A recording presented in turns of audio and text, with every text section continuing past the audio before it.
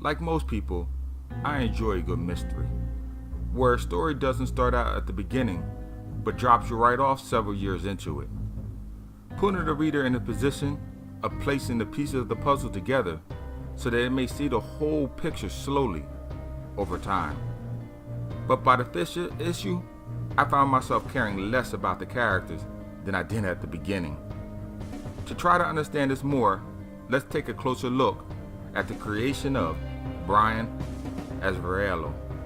American Monster, Volume 1, is a 5-issue comic series published by Aftershock in 2016.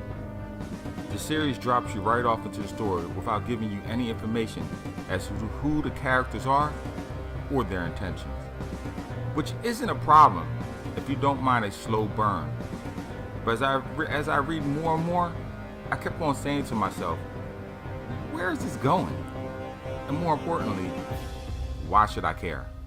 The story seems to take place in a Midwestern town where bored teenagers try to get laid and get high all day, where police officers seem intimidated by the bad guys and citizens all have their own private lives that they lead away from public eye. When into the story comes a stranger, a horrifically disfigured stranger that is, whose visit to this particular town doesn't seem to be happenstance by any means.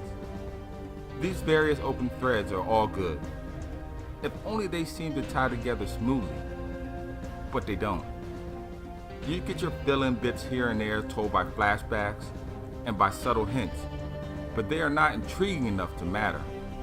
The first issue flew by at a brisk pace, as it opens with some cool action panels and closes with some even stronger ones, leaving you with some questions while sprinkling shocking scenes into the story, which is always a good thing.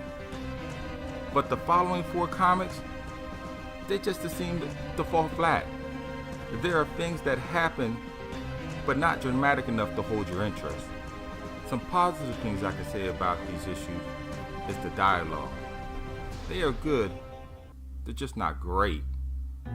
The strongest point by far I can say about the series is the artwork.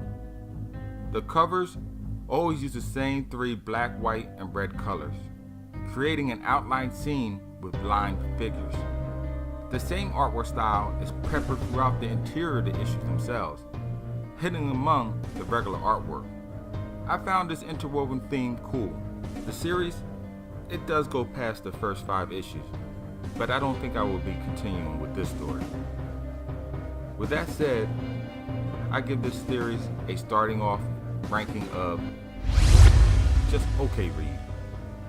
Not good read because the story doesn't support it, and not horrible read either because it still has the potential of getting better. I'm just not staying around to find out. By all means, if this comic sounds interesting, give it a read for yourself, but I cannot honestly recommend it. If you found this review informative, please share it, and by all means tap that bell icon to keep abreast of future episodes. Until next time, as always my friends, keep reading.